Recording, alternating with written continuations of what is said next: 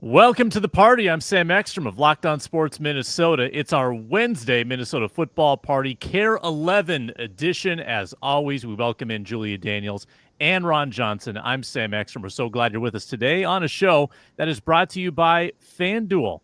New customers at FanDuel can get $150 in bonus bets when their first $5 bet wins. I know Ron's in a FanDuel state right now. He might be a little active on FanDuel later, betting some Vikings props. The Minnesota Vikings are in the news because one Kirk Cousins was on Netflix. The annual tradition. We've had Cousins as a Viking on Netflix. We had Jefferson last year on Netflix, and now Cousins talking about the Vikings on Netflix and how he's got regrets about not re-signing in Minnesota. Also, how do we want McCarthy's career to be better than Kirk Cousins in Minnesota? We'll get into that. And Andrew Van Ginkle cracks the NFL Top 100. All of that and more on today's party. But let's meet the crew and whip it around the horn. Ron. Ron Johnson, former NFL and Gophers wide receiver, Gophers Hall of Famer. And I'm in a FanDuel state, so I'm trying to decide if I should bet on Kirk Cousins' chances of being the starter this season. I don't know if that's a prop yet, but if it is, I'm probably going to bet no. I'm Julia Daniels, sports reporter at Care 11. Why is Kirk still talking about the Vikings? Why is he doing that? Can't quit. Interesting opinions he had there. Also, I need to know what the rest of Ron's shirt says. I'm not yelling. This is my normal softball. What? This is my normal softball dad voice. Nice. Ron, is that custom, Ron, or did you find that in like a store? No, it was I don't know. It was a Father's Day gift, so I have no idea where my wife found it. It was my wife and my daughters bought it for me for Father's Day. So yeah, I'm not yelling. This is my normal softball dad voice when I'm on the field. So most people say if they heard one of our games, they like, I can always hear you in the background. So I'm like, it's Shocker.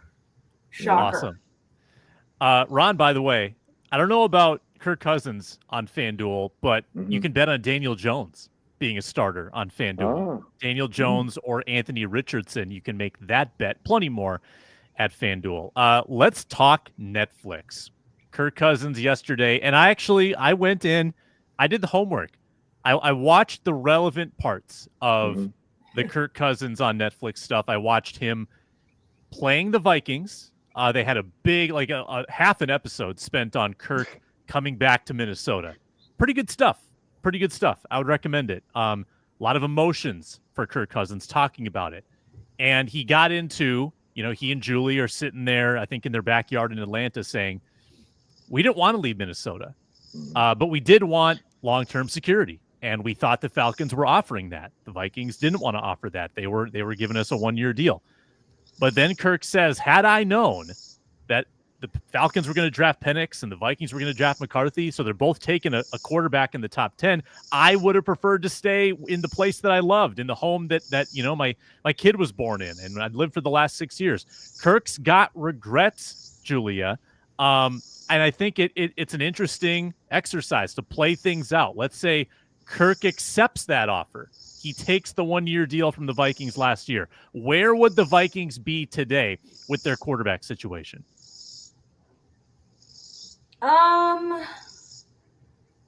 Such a weird hypothetical. I still think Kirk would be in the same position. I think the Vikings were still going to draft a quarterback, in particular JJ McCarthy. I don't think they were ever going to draft Michael Penix, but I know that's what Reggie wanted so badly. But yeah. I don't know if the Netflix. I mean, Kirk is kind of being like dragged on social media right now because a lot of things that he's saying aren't adding up, or they're making him look extremely selfish. And so I don't know. It's a very interesting situation. I still think that the Vikings would have drafted JJ McCarthy, if I'm being honest. Yeah. I still think that they knew that Kirk was not the future of their franchise. I think that they knew that they needed to be looking for the next young quarterback. Okay, Ron, kick it to you. So if the Vikings had kept Kirk, but also drafted McCarthy, so same situation really as Darnold, except you're probably paying Kirk more. What if Kirk goes out and has the same Darnold season, goes 14-3? then where are we today? Are we still talking McCarthy as the guy? The baton has been passed, or is Kirk still here on another deal? Like how would that have played out if you keep playing it forward? You get Kirk in 2024, and he goes 14-3. So I think two things. So one, when I saw the videos, you saw. I mean, I think you saw yesterday, Sam. I tweeted out the Kirk translator because I wanted to translate what Kirk was saying in one of the videos. So I put my own video out, and then I did a translator script of what Kirk said, and everybody I feel a little bad because I don't want Kirk to see it because Sam, you know that Kirk sends me DMs and we go back and forth every once in a while, and so I made sure to keep coming back at the haters like, nope, I didn't post this because it was wrong. Nope, I didn't post this because Kirk, blah, blah. And so what I saw in that was Kirk was opening up a vein. He was trying to be honest for the first time because we used to get canned answer from Kirk Cousins. It was always, I'm happy to be here. This is a great opportunity. Like even when the Falcons drafted Michael Penix, I'm all about, helping the next generation of quarterbacks. I'm all about, I'm all for competition. I want to shoot an elephant in the room and I want to get it out the way. Like Kirk's always going to give the politically correct answer. But here's the thing. He actually was honest in this and people are kind of trying to bash him for it.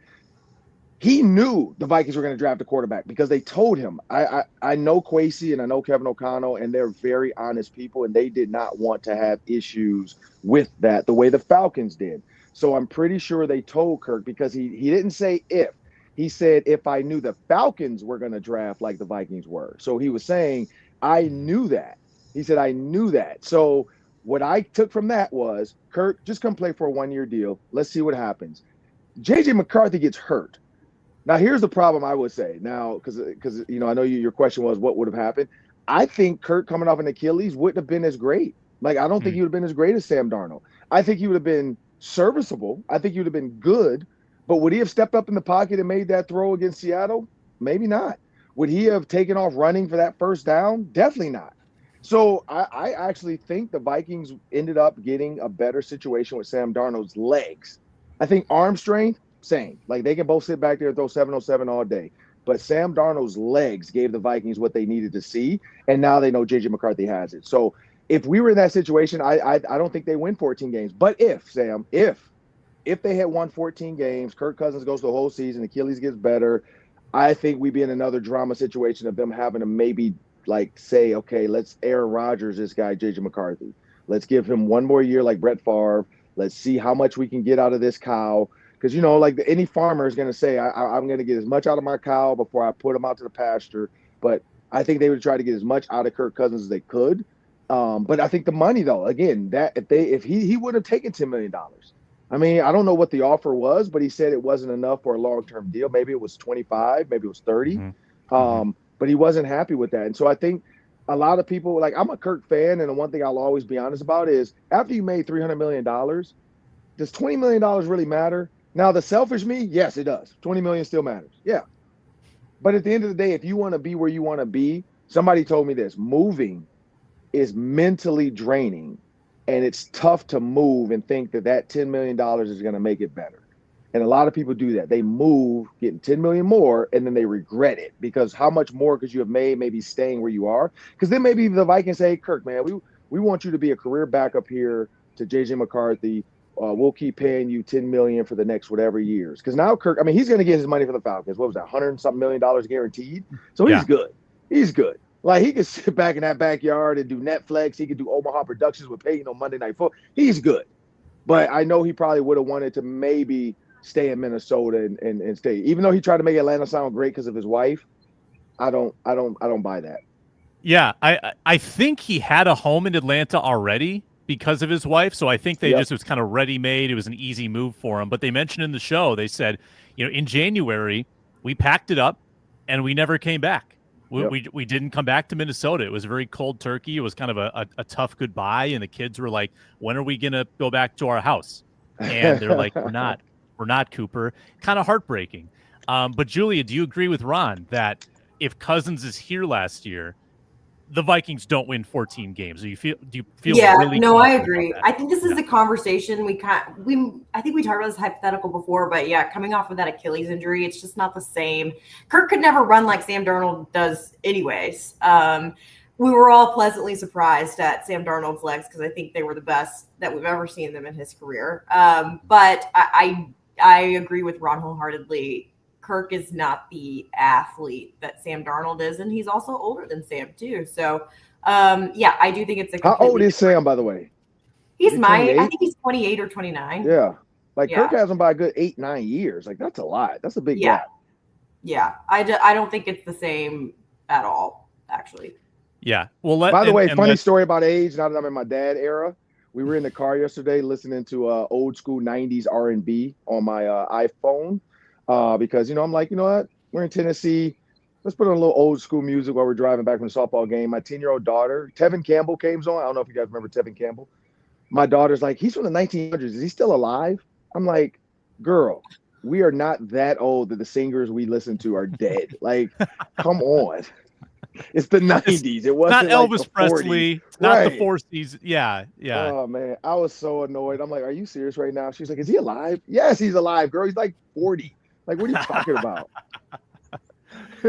Oh, my God. I will say also, like, I think Ron has a sweet spot for Kirk. I don't really have a sweet spot for Kirk. I don't feel bad for him in any kind of way. I don't feel bad. I think it was incredibly selfish to Falcons fans for him to lie about his injury just because he didn't want Michael Penix to play because he read Drew Brees' book, this, that, and the other. And then he screwed over his team because of it. They missed the playoffs. And then also playoffs. We're talking about playoffs. But then also, I also think about like he's talking about, well, we would have stayed in Minnesota. I don't believe that either. I think that he went here's the thing. Kirk, bingo. Whatever, he is a nice guy maybe to people, but I also think that he is way more money driven than he likes to lead on. And because it's not about the money, it's about the money, right? That's how 99% of people work. And I don't believe for a second that he would have stayed in Minnesota on a 1-year deal with Atlanta offering what they were offering him. I just don't think so. And even with him saying he felt misled about the quarterback situation, I still think with that contract, he would have picked up and left had he known, no one else was paying him that. And so I just have a hard time, like, thinking Kirk's this like super awesome, great guy and like believing every single thing that he says, because I think he's more selfish than he likes to lead on. And I think people are seeing that. Yeah. Everson Griffin said that. He said when he left to go to Detroit or Cowboys, one of the two, and he left Minnesota, he said he wished he had stayed. When he got back to Minnesota, I know that was the first thing he had said was, I wish I had stayed in Minnesota because it was the same offer, but it felt better going somewhere else because he felt disrespected by the offer in Minnesota, but he was happy to get the same offer in another state, and it was the ego. And he said, you know what? I should have buried my ego and just took the money the Vikings were offering me because they knew how to protect me. They knew about my mental health. They would take care of me, and I knew the defense. And a lot of guys leave like Kirk Cousins. Kirk Cousins knew this offense like the back of his hand. You go somewhere else, and now you got to pull out your 37 notebooks to try to keep up and get ready for the next team. Like, just stay with Kevin O'Connell and see what happens. And it's one of those learning lessons that I think Kirk's going to go on and speak. He'll be on stages speaking about this. He'll talk about adversity and change, but also, dude, you made $400 million, like you'll be fine. But, he's going to use this to speak and talk. And it got him more famous. Like he's on Netflix again because he left and he came back and played his old team. Like that's the stuff that, I think Kirk is like Kirk the other day was shirtless again on the internet, talking about his suntan, so it's just, I think he's embracing this retirement life that's coming, and he understands. Like, look, Kirk Cousins to some people was boring. People didn't like him, but also I know Kirk. Like, he's like, I can have fun. Like, I don't have to be in a box. I don't have to be this person my dad wants me to be. Because like he grew up in a very sheltered, don't do this, don't do that world, and now he's actually understanding. Like, taking my shirt off on the internet is not bad. Like Tom Brady does it all the time, So. I think Kirk's kind of like getting out of his shell and saying, you know what, let me get with Peyton Manning. Let me get with Eli. Let me be funny. Let me be a different person. I'm not cursing. I'm not drinking. I'm not going out and doing some weird stuff. I'm just trying to have fun. And I think that's what Kirk is embracing now is he just wants to be honest with people. And I think this is the next stage we're going to see of Kirk Cousins. And yes, I'm a little biased. I mean, every time I've ever contacted him or gone out, like we were in Orlando together, like, he's just been nice. Like he's been nice. He's been honest. So it's I see that side of him, and so that's what I see. Even the like coming back to Minnesota side of him. Like I got a chance to hear him talk about that. He and I chatted quick. It's people. And no, Stefon Diggs. Stefon Diggs just put it. He's got a YouTube short coming out with a bunch of YouTube clips. His just came out where he said, man, people think the mental of this is easy. And again, now he's training in the castle while saying this, but he was saying it was tough on him and he had to like drown out the noise and all the stuff. And Stefon Diggs, I had to get back to football because people think that the mental side of this and the noise isn't a lot. And he said it is. And I had to get back to football. That's why I got away. That's why I stopped, showing up and taking pictures for people, blah, blah. And so, Stefon Diggs probably wears it on his sleeve a little bit more than Kirk, but I feel like Kirk probably is in that same boat. That was mentally draining to be the face of the Falcons, showing the whole world you've moved on, and then you get dumped on national TV. Like that's a lot. That's like, I imagine that's what like The Bachelor feels like sometimes. Like it's a lot, I feel for Kirk because you see the family aspect. You see the toll that it takes on them. I'm also with Julia. I don't like, even if the Falcons had been more realistic with the offer, if they said, all right, Kirk, 2 years, 100 million, just the guarantees, 2 years, 100 million.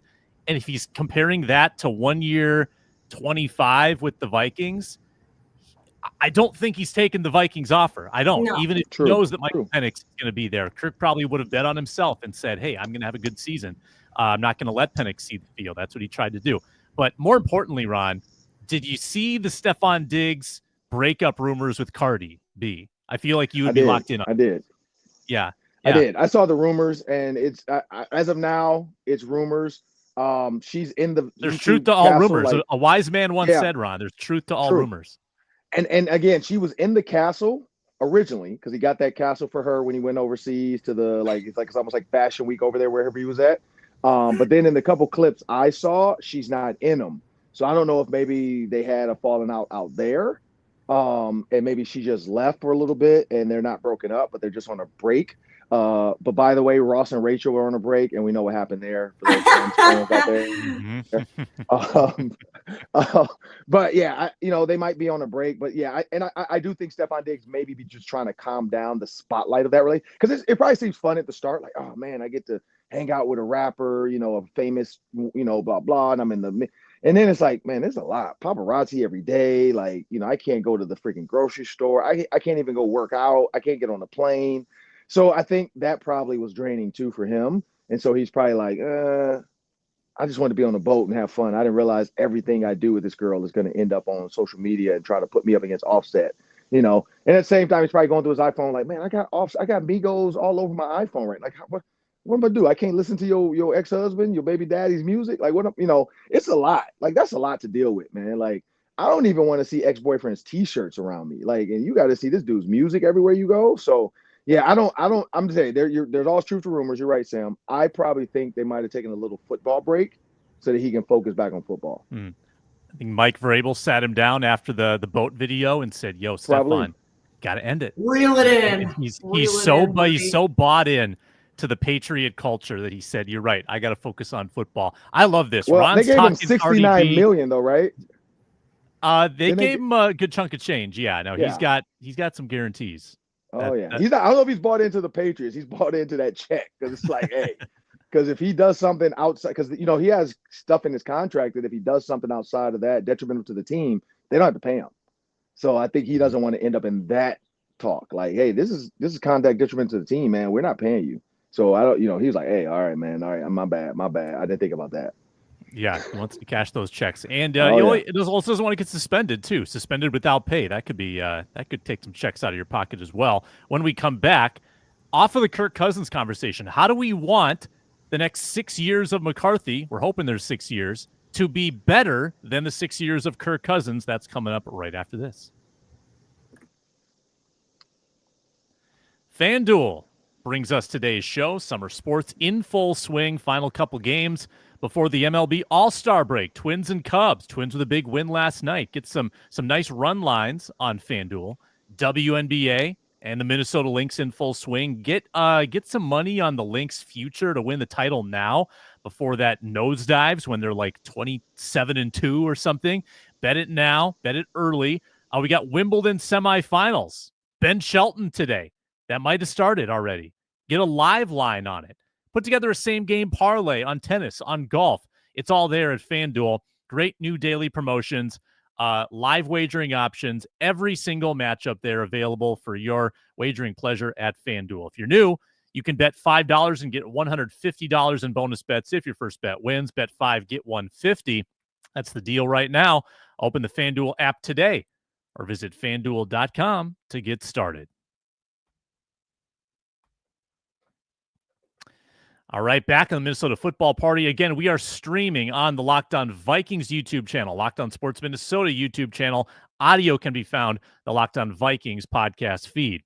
Off of the Kirk Cousins conversation, we endured 6 years of Kirk Cousins, plenty of ups, plenty of downs, a couple playoff appearances, one playoff win.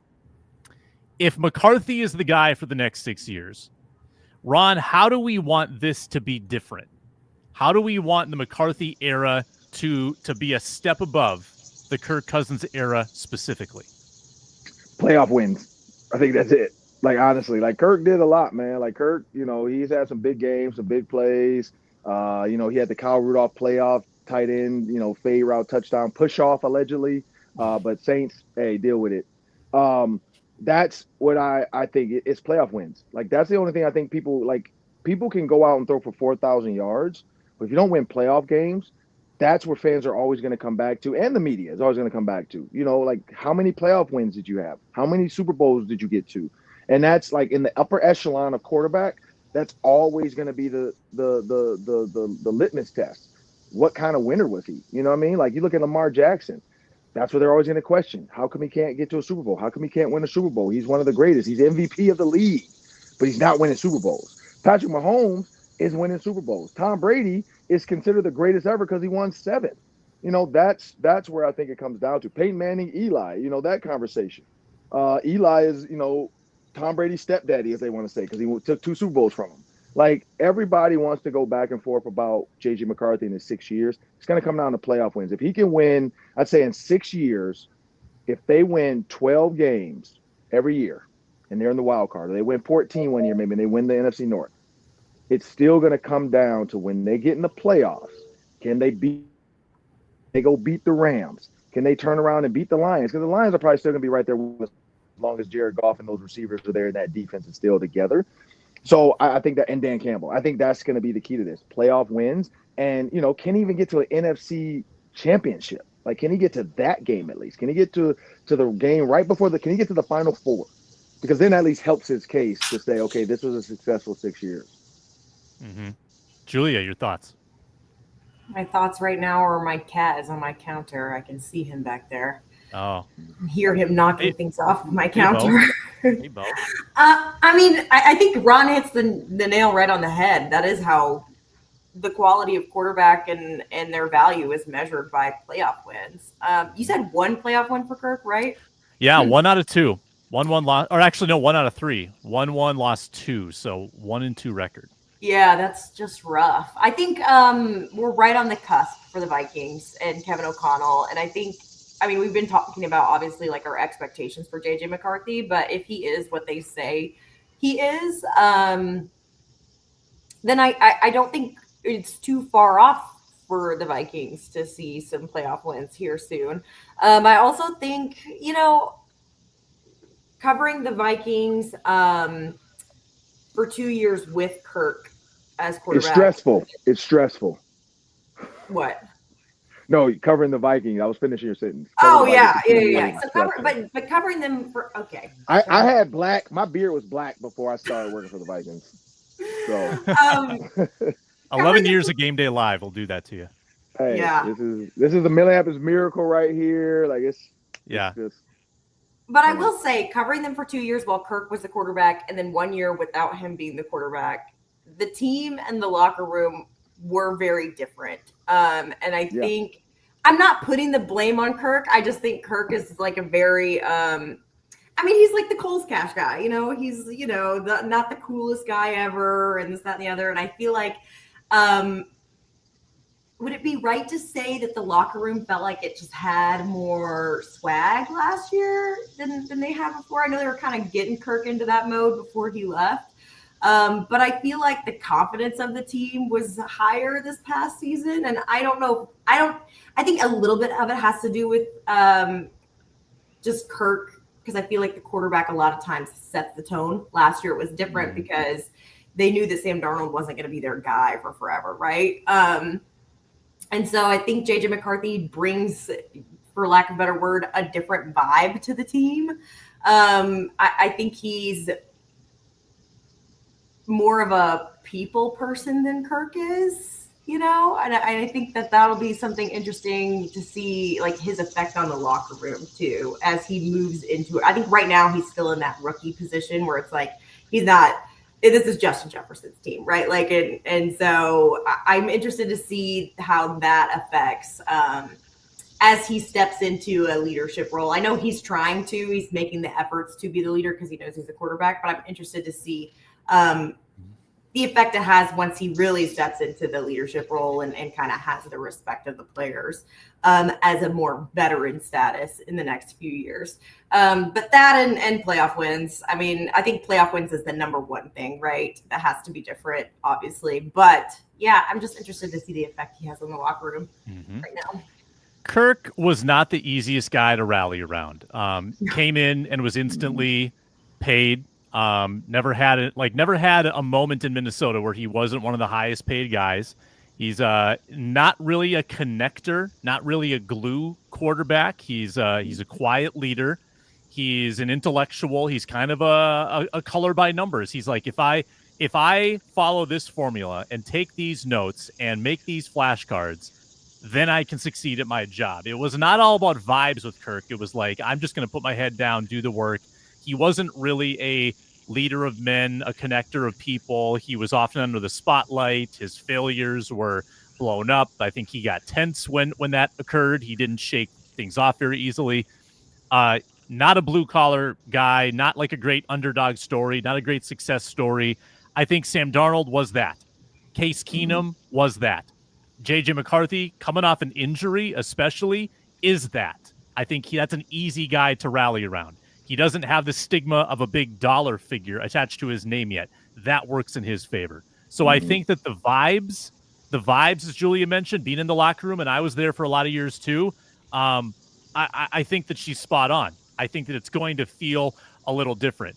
I also, from a more pragmatic numbers standpoint, I'd like to see fewer valleys in the course of the season. And like on the Netflix show, Kirk even admits this. He's talking to Andy Dalton at one point. And he says, sometimes in my career, the interceptions just pile up in bunches. Yeah, that happened. Like there were moments in Minnesota where 3 or 4 game stretches where you got bad Kirk, and then you'd get a 3-4 game stretch of good Kirk. I'd like someone who flies at a more consistent altitude. I look at Kirk's game logs year to year, a lot of games where his QBR is below 50. I'd like that to stay steady, fewer ups and downs. And it felt like, you look at the numbers at the end of the year, it felt like he was pretty consistent, but there were a lot of topsy-turvy moments. I would like to see McCarthy sort of mitigate the bad stuff with his legs. Kirk could never bail out his arm with his legs. If the arm wasn't working, if he wasn't seeing it clearly, he had no recourse. I think JJ McCarthy needs to have that recourse to get him out of sticky situations or on days where he's just not seeing it clearly at all. That's going to be really interesting to watch. And, if you get 6 years of McCarthy, I think you can deem that it was a pretty good run for JJ. When we come back, Andrew Van Ginkel cracks the NFL top 100. Can he duplicate last year's success? Very short pause, then we get into that on the Minnesota Football Party.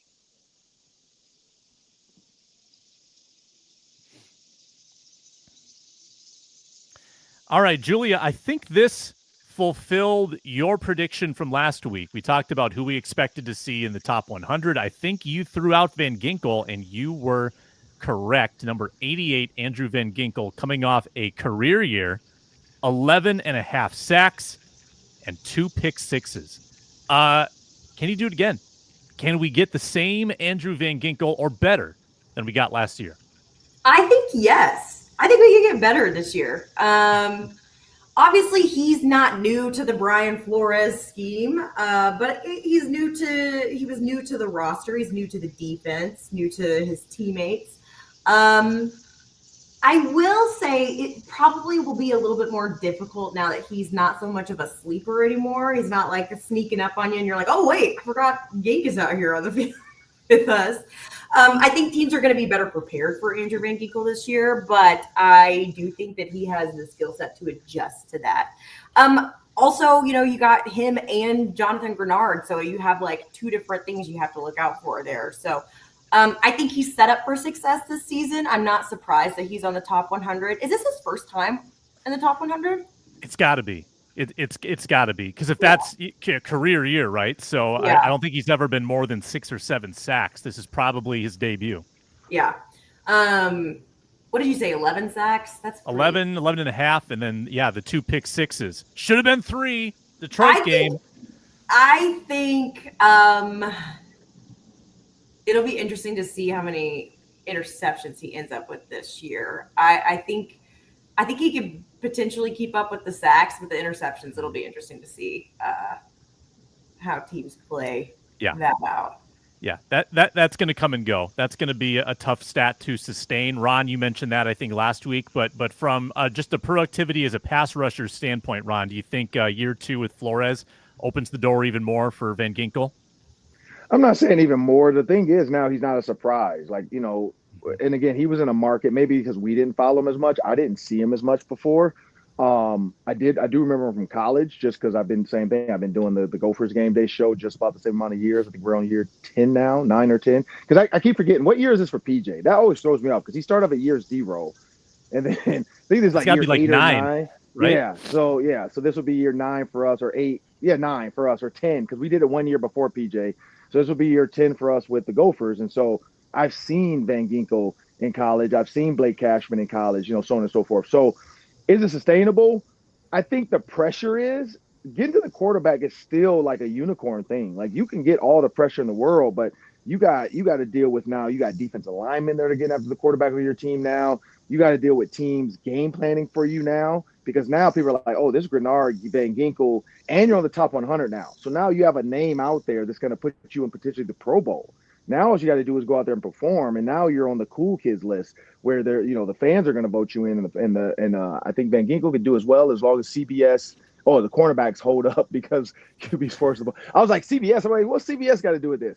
But I think that's true. Like the cornerbacks, you got to give them at least 3.5 seconds. Like if you're getting toasted early on, you don't have time. But if you can hold up for 3.5, 4, just make that quarterback just hit just 1 second, Gink is there.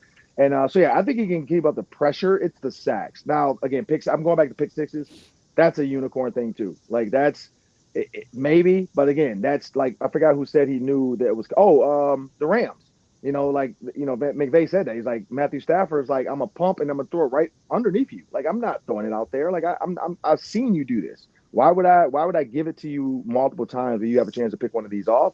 So I think more coaches too are going to game plan that, because if you see those Kirk Cousins notebooks, that's just about every quarterback in the league. You know what I mean? Now, most people have iPads now and they've gone digital. We know Kirk's still analog, but most of these coaches and quarterbacks, they have iPads and digital files to be able to take care of that stuff. My favorite Van Ginkel stat from last year. I've said it before. I'll say it again. Snaps in coverage for edge rushers. Van Ginkel led the league with 212. Only 2 other guys in the entire league had over 100. Michael Hecht with LA and Byron Young. And actually, I got to fix this because I had postseason as well. It's like, it's insane. It's a regular season, 204 for Van Ginkel, and then a couple LA guys had over 100. That's it. Van Ginkel by a long shot, dropping in coverage more than any other edge in football. Just speaks to his versatility.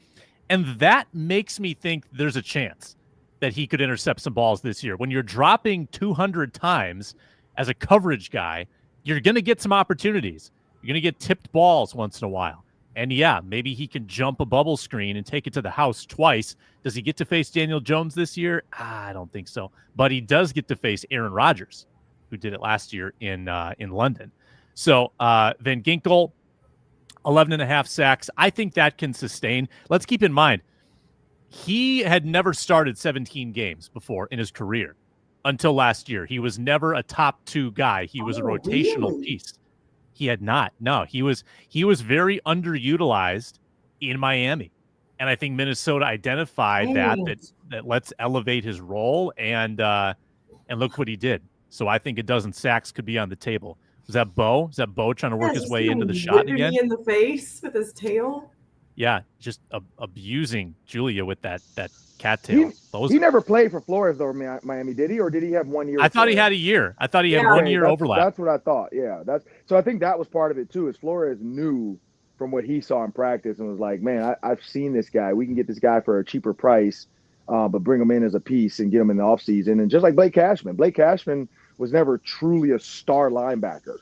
You know what I mean? Like, he wasn't the star with the Texans. He was a piece of the puzzle, but he wasn't a star. So, I mean, hats off to the Vikings scout department because, to go out and get Blake Cashman and Van Ginkel, 2 linebackers that weren't considered superstars, but you signed them to like, hey, come be our veterans without them ever being veteran starters. I mean, that's just a needle in the haystack type of pickup because we've seen this before where you pick up guys and you're like, this guy's not what you guys thought he was going to be. That is one tentacle of the Cousins discussion that we didn't get into. If Cousins signs last year, there's for sure one guy that the Vikings couldn't afford. True. Maybe it's Van Ginkel.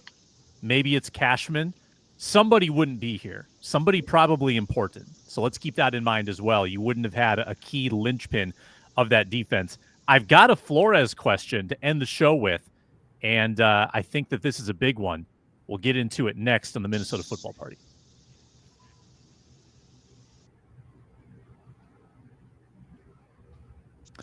All right, Ron, I'm giving you an assignment before you leave Tennessee. Maybe it's on the flight home. You got to go to I think it's maybe the third to last episode of the Netflix show where they talk about the Lions-Vikings season finale game.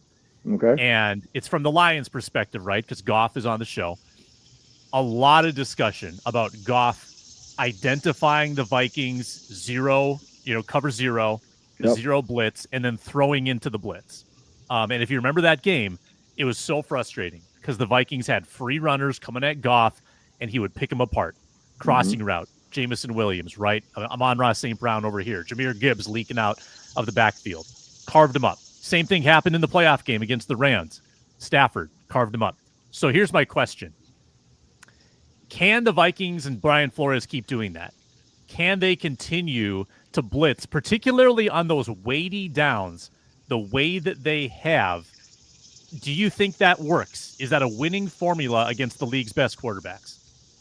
No, it's not. Can they? Yeah. Should they? No. And here's the reason why. You can do it every once in a while. But somebody always said, can a tiger change his stripes? No. Like, Brian Flores is who Brian Flores is. He's an aggressive defensive coordinator. I think I was watching that too. Kirk Cousins said this. John Gruden said, I'd rather go to the dentist than face Todd Bowles on a short week. I think the same thing goes for Brian Flores. Like, a lot of people don't like facing Brian Flores on a short week because you don't know what he's going to throw at you. You don't have time to prepare. But throwing into the blitz is just old school. Wherever they were, replace it with one of your guys. So if a guy blitzes off the edge, you usually bubble a running back to that side because the guy that was supposed to cover the running back is not my blitzer.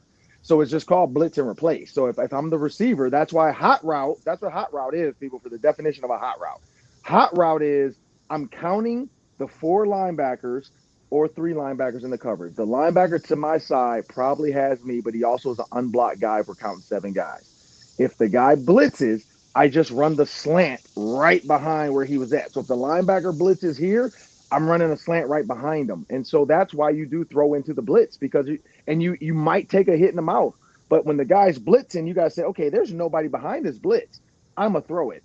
That's why fire zone is better. Like, Todd Bowles runs a fire zone. He blitzes and he zones off behind the blitz. And I think that's where Brian Flores maybe can grow, is reaching out to his guy Todd Bowles and just maybe picking his brain a little bit this offseason and maybe running a little bit more fire zones, maybe a little bit more Tampa 2 blitzes versus just straight out zero blitz. And again, Theo Jackson talked about how crazy it is. And, I couldn't believe some of the stuff because he's like, man, I'm not going to tell y'all because I don't want to put it out there, but I'm going to just say, sometimes we look at our iPad and we're like, what? How are we going to do this? and they do it. Now, it works against some teams, but it doesn't work against teams like Jared Goff, like the Rams, like guys that have been trained and understand how to attack a blitz. It doesn't work. Tom Brady, you can't blitz Tom Brady like that. You got to play coverage, and that's why getting Byron Murphy, getting these three cornerbacks, and Isaiah Rodgers, Jeff Okudah, and Ambry Thomas. Out of those 4 to 5 corners, somebody's got to be able to hold up and cover for longer than 3 seconds. And I think that's what Brian Flores really wanted this offseason. That's why they went out and got 3 cornerbacks. They got 3 cornerbacks this offseason. So that means they understand they have to be able to cover a little bit longer, and they can't just rely on the blitz. Because, again, you can get away with it against the Commanders. You can get away with it against the Bears, of course, because Caleb Williams is going to throw it to the stands. Who knows what he's going to do. But you cannot do it against guys like that with Dan Campbell. Julia, let me tee you up with some of the stats on this before you go. 2023, Flores' first year. Vikings blitzed at a 51.5% rate, but they were 15th in pressures. So top in blitz rate, but they were like middle of the pack in actually applying pressure. Mm-hmm. Last year, we saw an adjustment. First in blitz rate, but it went way down, 38.6. So they blitzed 13% less.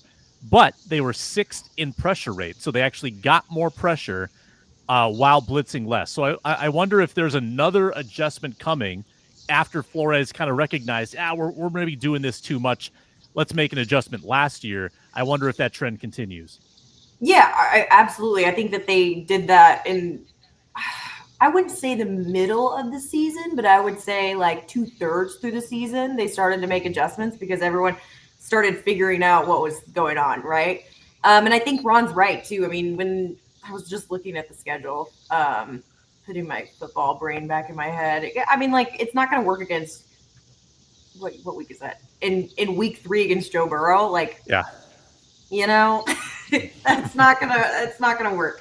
I think that also, like, the adjustment, and when you're looking at the stats, it has to do with guys in their second – I mean – the guys were confused in year 1 with Brian Flores. They and we all expected the guys to have an adjustment period once the season started of figuring out like what Brian Flores was really asking them to do.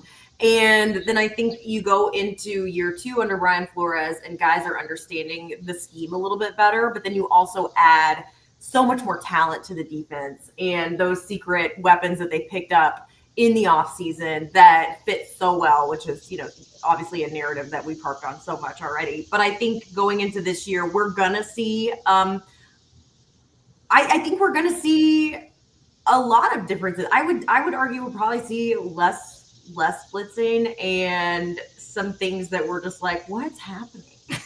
And especially for the first few weeks of the season. I mean, if the players are confused, can you imagine where we're going to be? Like, what's happening right now? What's going on? So I think we're definitely going to see some adjustments. Obviously, there's some different guys, like Ron was saying, on the defense this year too, which always plays a role in how the scheme is different. But I'm interested to see what the adjustments are. Maybe we'll get a little sneak peek when the Patriots get here. But, I'm interested to see what Brian Flores, because I feel like they kind of put him in a corner of like being this blitz heavy defensive coordinator, but maybe we'll see he's more of a mad genius than just that. But here's one thing I will. I want to say one thing though, because I have been like kind of my off season started with getting ready for the season. The Vikings give us, I can't tell everything the Vikings give us, but they give us a list of stuff to kind of like, we're going to cover this in our off season shows with the Vikings. The funny thing about Joe Burrow, Julia, is you don't need to blitz him. I don't know if you know the stat that goes along with Joe Burrow, but I got this from one of the Vikings guys, and I had to look it up just to make sure I didn't get this wrong. Joe Burrow is blitzed at the lowest in the NFL since 2021, and he's hit the fastest. He gets hit within 2.5 seconds of the snap, which is not Joe Burrow. His offensive line sucks. And so they get rid of the ball quick anyway, so that's why you wouldn't blitz him, and that's why a lot of teams don't blitz him because they know their offensive line sucks. So the number 2 guy, so Joe Burrow's 1 as far as hit within the time of snap. The number 2 guy, Joe Burrow's still been hit 25% more times than that guy. That's crazy. That's a crazy You should stat. sue. Someone said they were watching Netflix, and they were like, either Joe Burrow's a neurodivergent or something else is wrong with him, because there's no way that a guy can stay that level-headed with that kind of offense. Yeah, they got to put money on the offensive line and stop. They pay T. Higgins, they pay Jamar. They got to pay Jamar Chase. They pay T. Higgins. They're paying way too many guys, and they're not paying like they need to go get a Christian Darrisaw. Like they need a solid like celebrity. And who they just draft? Was that a defensive guy that is going back into the draft that they signed? The Bengals. Shamar Stewart is in a contract stare down with them. Yeah. Is he a defensive guy or offensive guy? He's an edge, I think. Okay, he's an edge rusher. Okay, I wasn't sure if he was off. I was like, if he's offensive guard, I'm like, you idiots. But like that's the crazy thing about that. Like that's crazy you say that though, Julia, because I know Flores is probably thinking too. Like Julia's right. I'm not blitzing Joe Burrow. I got Jonathan Allen. Like Jonathan Allen's gonna get there without me blitzing. So that's crazy. I never even thought about that. That like because I was trying to figure out because we have a list of quarterbacks, blitz rates, everything for Brian Flores, and we got some stuff. And Joe Burrow's up here is like number one. Like we don't need to blitz him because his offensive line is trash. So you got to cover. Did you see that video of him walking down in downtown LA just by himself with his headphones in, and he was just... I didn't see that one, but I saw him talking about fossils. He went to the Museum of Natural History, and he was just blown away by the fossils.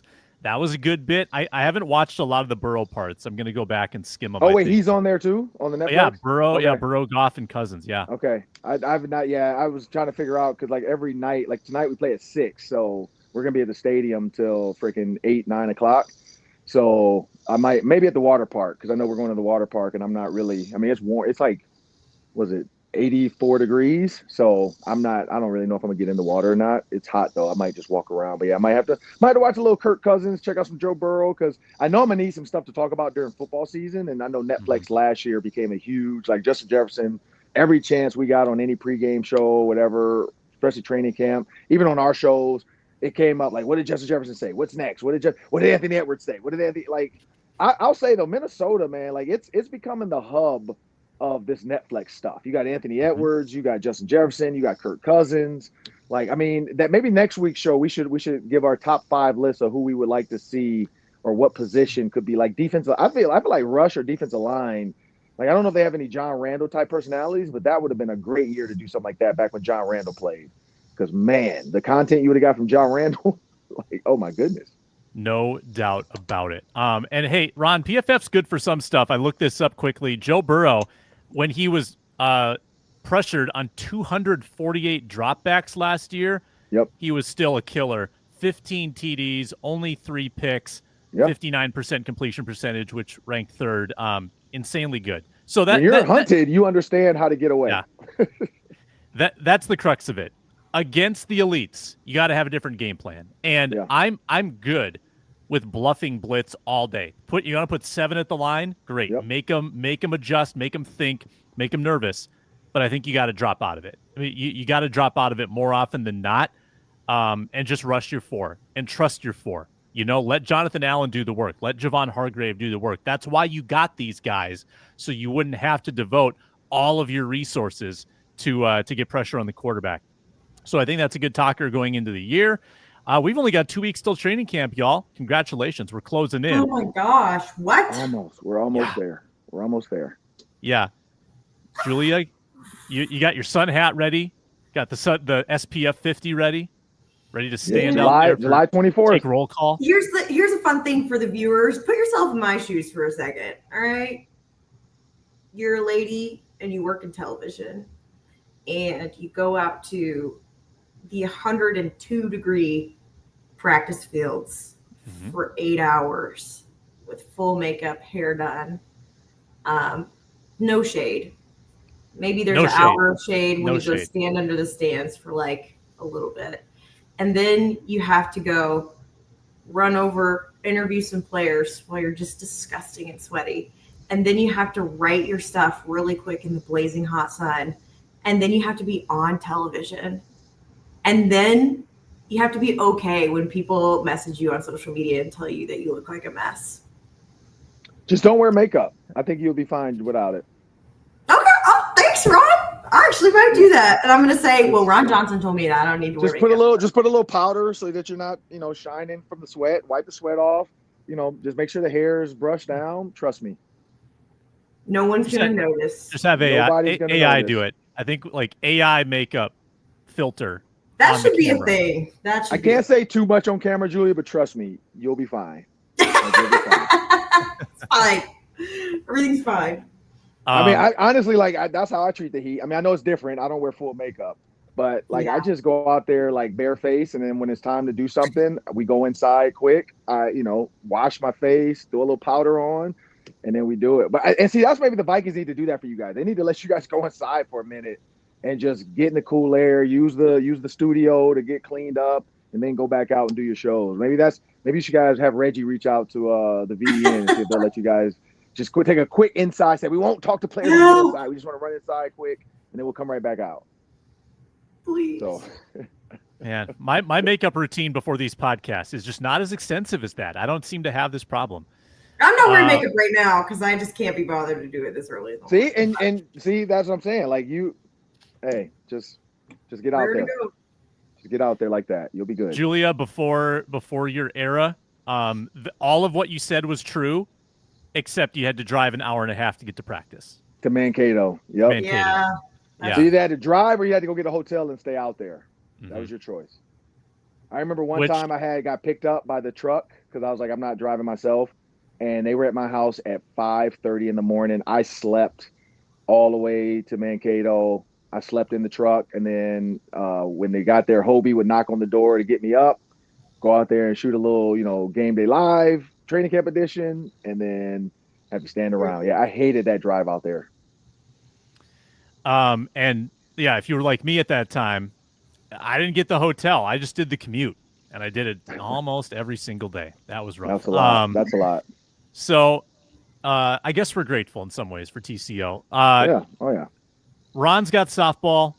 Julia's still the boss with Reggie on paternity leave. So she's going to head to the Carol Evans studios. I'm Sam Ekstrom. I'm going to go watch Wimbledon. Thanks a lot for joining today. We're back tomorrow with Arif Hassan, Luke Inman, Luke Braun, and Ron Johnson on the Minnesota Football Party. We appreciate the comments. We appreciate you watching, listening, and subscribing. Talk to you next time.